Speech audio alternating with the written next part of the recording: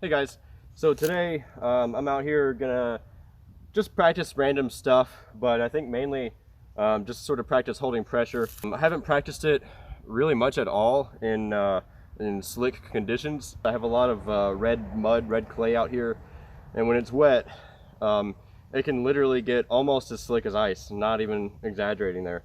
Anyway, I'm sort of going off the angle there, and usually what I do is I'll sort of roll into it, and when the front wheel is sort of up on the log, I'm sort of at that point wading into the pegs and adding a bit of extra throttle and clutch in there. Trying to be as smooth as possible on the throttle and clutch. So give it a few rounds here, and just to get my excuses out of the way, I am sick with a cold, but it's been a while since I've ridden, and I want to ride more than I feel bad. So if that makes any sense.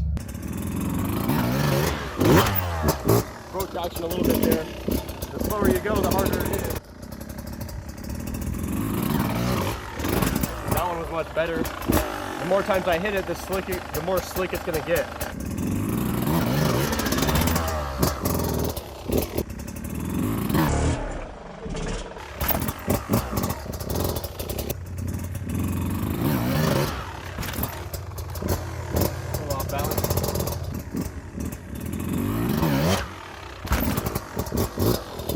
Now, if the conditions are good, you don't really need to,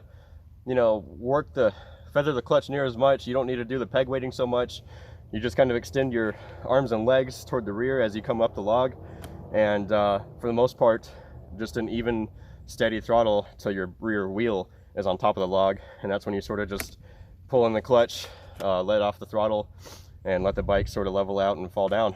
All right, so I have these dirt rollers. There's actually 3 of them. You can't see the third one because it's way over there.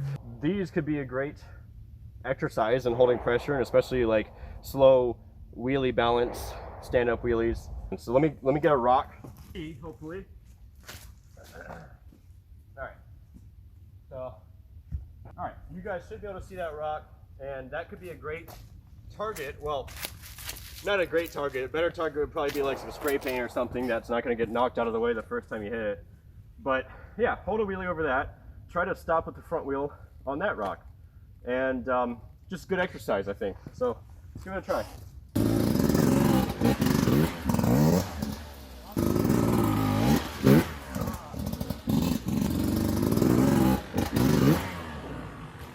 Pretty close. Yeah, hit it. So after reviewing the footage, I realized I didn't hit it the way I intended. I wanted to sort of set the front wheel on top of it, not, I actually sort of stopped too short and rolled into it. So let's try it again. All right, first try this time.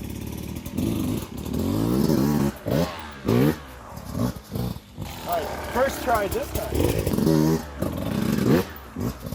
Oh man, I gotta loosen up. My balance is really bad right now. All right, first try this time.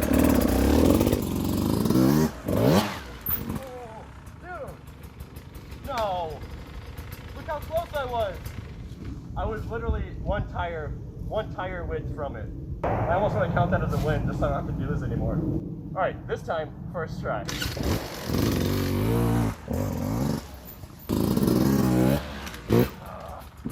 Alright, so I hit it, but again, I'm pretty sure it was more of a landed just before it and rolled into it.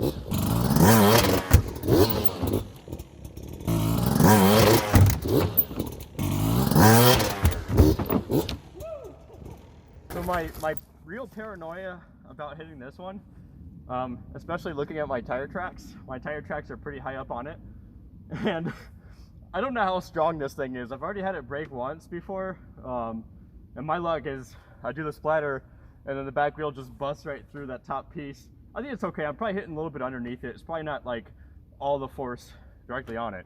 Splatters are a lot easier to work your way up if your kicker, like, just start. You could almost do a splatter with your kicker, like a good sized kicker, right up against it, and then it's really not even a splatter. But then you just kind of repeat that same motion as if you're kicking off of a log, except instead of kicking off of a log and planning on landing flat, you're trying to get that rotation, and keep moving your kicker further and further back until it becomes more of a real splatter. All the splatters I've done in the past where, you know, the kicker was pretty close, pretty good sized kicker, and that's a huge kicker for this. Anyway, yeah, start with the kicker close, move it further and further back until you get like a true splatter, like, you know, about where the kicker is about however high the obstacle is, that's about how far back your kicker is. And this is actually a little bit further back than the height of it, so feel pretty good about that. I know my bike is smoking like crazy.